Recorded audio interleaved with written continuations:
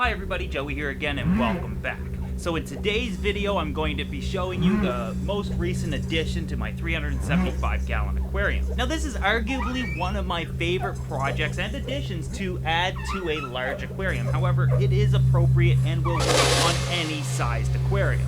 I'm talking about the drip system. Now I know that I've covered this a few years in the past and then even more recently. However, given that it's a recent addition to this tank, I wanted to take the opportunity to cover some things that we haven't talked about in the past. In this video, we're going to talk about what a drip system is, how they work, the pros and cons, how to install them, how to rate them, the various methods on installing them, as well as the water removal, as well as what's required for maintenance, and a few other things. Let's start from the beginning. What is a drip system? It's what it sounds like, really. Water is continuously delivered to the tank, and usually it's as slow as a drip. This clean, fresh water being added to the tank makes the tank's water change system like a flow-through system, meaning that fresh water is continuously added and old, stale water is overflowed out of the aquarium. Now, before we move any further, I want to say that my favorite part of a drip system is the fact that it offers extreme stability to your aquarium. Not to mention, almost entirely eliminates water changes, which, as you can imagine, is a huge plus for such a large tank. Now, because water is being continuously added to the tank, it's essentially diluting the tank at all times. Meaning that on a typical aquarium, as your nitrates rise, you have to do a water change before they get too high. However, with a drip system, they take forever to climb, or not at all. It brings stability because there's always fresh water added to the tank, so you're not going to see any dips or changes in pH or hardness either. The water in your aquarium will literally match the water that's coming out of your tap. And if you've watched any previous videos of mine where I talk about water quality and perimeters, you know that I'm a huge fan of stability.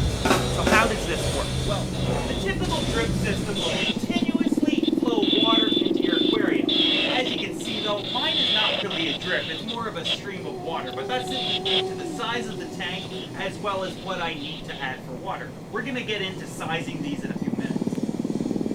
As this fresh water is being added, it dilutes within the aquarium, and then in my sump area, there is a bulkhead installed, and all of that additional water that's accumulating in the tank is overflowed out of the sump and into a drain in my floor. Now, you do not need a sump to do this, and you do not need a drain in your floor to do this, but we're going to get to that in a minute. The first thing we need to do, though, is figure out how we're going to get water to the aquarium in the first place. So, obviously, you need a water source close by. Now, I've been testing a bunch of different methods on doing this, and what I found is that you can really make this as simple as you need to. If you have a tap close by, or you're well-versed in plumbing and you can tap into your water supply, then this is going to be really easy. Even if your water supply is not close, we're literally running the water with an air hose. So you can run this along the base of your entire house almost until it reaches your tank. Now, given the fact that there's so many different types of faucets and potential ways you can tap into your water supply, you might need to get creative on how you do it. But one of the simplest ways is on a faucet. The first thing I would recommend you pick up is something called a pressure regulator. Now, I've shown you guys these in the past, or you can actually just buy a cheap irrigation kit for like $15 to $20 and it will have everything you need. Now, the pressure regulator is important because it regulates the pressure of the water coming out of the tank. I suggest using a 20 to 25 psi regulator. That means that no matter how high you turn up the water, it's only going to let out 20 to 25 pounds per square inch of water, which sounds like a lot, but it's really not. Once you have your pressure regulator installed, you need to tap into that regulator so that you can fit a regular 6mm air hose on it. There's tons of reducers out there, but the ones that I use, I'll leave their parts and description numbers in the description below. Once you have a pressure regulator and a reducer installed, now you just have to run the airline hose to your water source. You still need a couple of things though. One would be a drip emitter. Now, what a drip emitter is that it regulates how many gallons per hour it will actually let out of that airline. Personally, I've decided that drip emitters will limit the possibilities of a drip system, so recently I have started using micro ball valves. Now these are great because I can still regulate the flow that's coming out. Personally, I like to install one in line so I can regulate the water, and then on the end of the hose so I can fine tune it. So now that we have the water freely flowing into the aquarium, we now need to figure out how to size one and what the flow rate should be.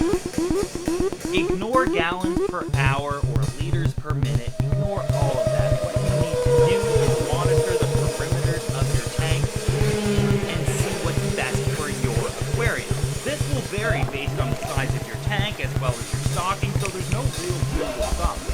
What I suggest doing is doing a large water change before installing one so that you give yourself a nice base level of low nitrate. Then turn your drip system on, and over the next few days you'll be able to see whether the nitrates are going up or staying the same. If your nitrates are going up, obviously you need to increase the flow of the water and dilute them even faster. Or if they stay the same, I would actually suggest turning down the water flow and seeing how low you can go before they start to run. Again, you fine-tune the exact level you need. Now with all of this fresh water being added to your tank, you're probably wondering, what about chlorine or now if you watched my last video on drip systems, I showed you how to use a water bottle and various chemical media to solve that completely. I highly suggest you watch that video if you are on water that's treated. Personally, for me, I am on a well and it's not treated, so I'm pretty lucky in that aspect. Now with all of this water being added to your tank, again, we have to figure out what we're going to do with it. Obviously, it can't stay in there because eventually your tank is going to overflow and flood through. So you're left with multiple options. Again, you're going to have to get creative here, but like I said, there's a multitude of things you can do. For me, I like to install an overflow of some sort. All that additional water flow overflows through that overflow into a drain in my core. I know many of you might not have a drain in your core, so you could do other things like run it to a bathtub or run it to the back of your toilet so you constantly have fresh water to flush. Your toilet's not going to overflow. It has built-in safety features in the back where if any additional water is added, it flows into the back. You could even cut water supply off to your toilet and depend entirely on the drip to fill it up. Or you can have a large tub under your tank and all of that additional water overflows into the tub. And then once the tub fills up, obviously you have to get rid of that. So what I would suggest doing is adding in a do-it-yourself auto top-off, having your pump click on when it fills up, and pump that water out a window or down to a drain or wherever you need it to go. Again, so many ways you can deal with the additional water. As for overflows, if you don't want to drill your tanks because you don't have a sump, you can build a cheap PVC overflow and that will do it.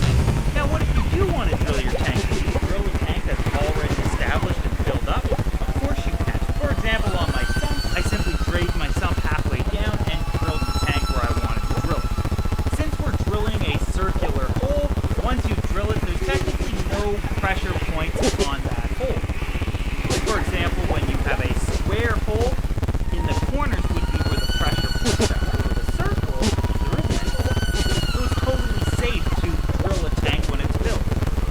Obviously, it would be in your best interest to drain it down below where you want to drill that hole. Drilling through the side of a tank when it's full of water is just as easy as drilling it on the side of the tank or in the back of the tank when it's empty. You just want to use a slight amount of pressure. You're not pushing it all, you're taking your time. If you want to drill acrylic, you would use a wooden hole saw. If you want to drill glass, you would use a diamond-coated hole saw. Both commonly available and cost-effective.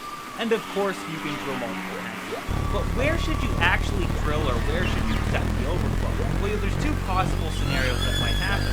If you're drilling into your aquarium and you're overflowing that extra water out of it, you do want to drill it as far away from where the source of the water is, so that the water dilutes and then if you do drill an aquarium, you simply want to drill it wherever you want your water. So for me, I would probably drill it there and have a PVC elbow curved up towards the surface so that the water level is actually skimming. Have small fish, obviously. When the power goes out, nothing happens. The drip will continue to run, but it will overflow out of it. There's nothing to worry about. On a sump, though, it is much different. You see, when the power goes out here,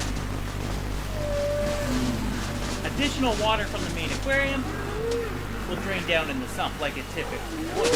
However, because I've drilled into the side of it, the water level technically can't rise. It's actually going to rise and drain out of the sump. When the power goes on, all that extra water that drained out now has to go back in. So the water level of my sump will go from here and down here. So what you need to calculate is simply that. How much water is coming out of your aquarium when the power goes out, and what is the lowest possible area that you can run your sump at?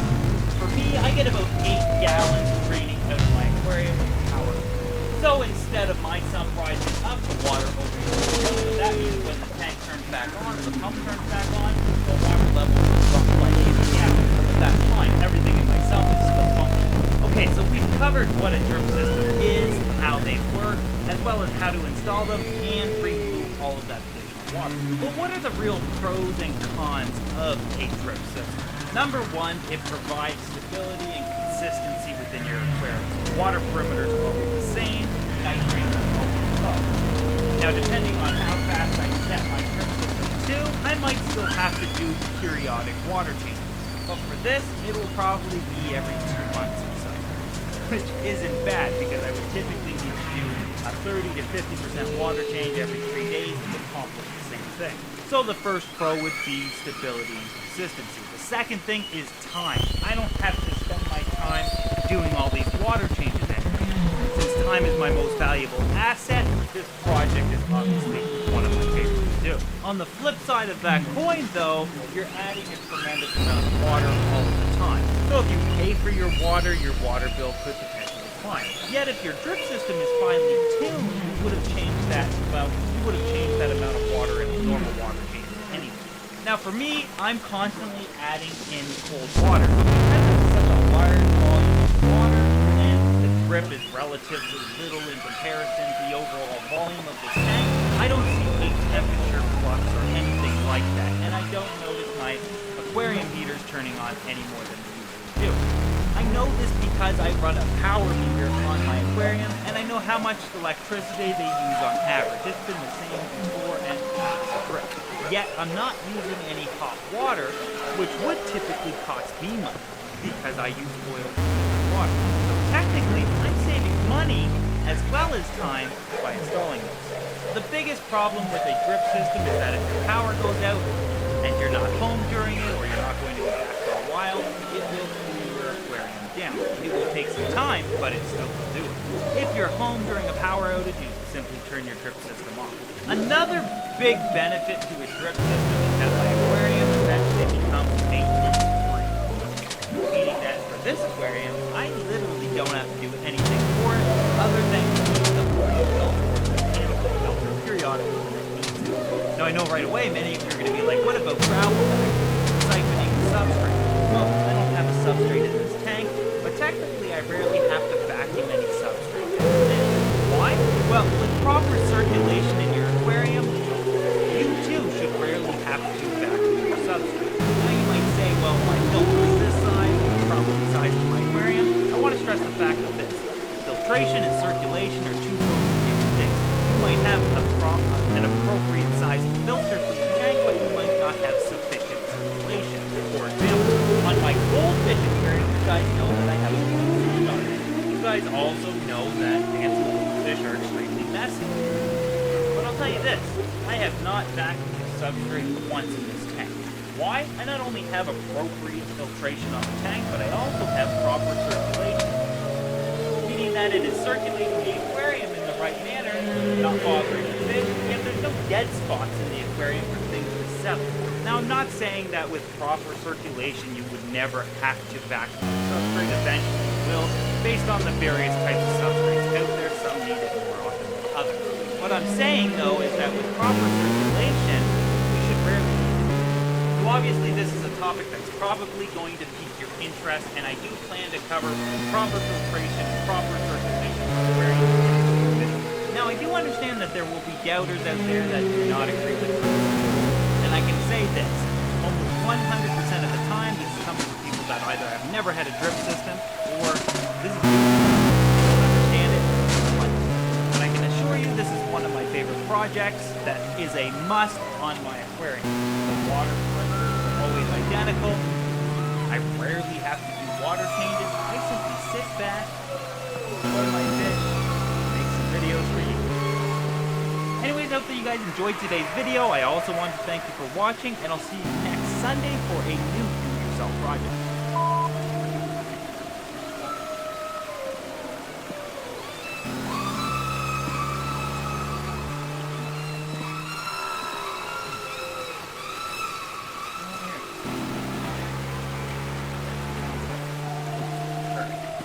Hi everybody, Joey here again and welcome back. So in today's video I'm going to be showing you the most recent addition to my 375 gallon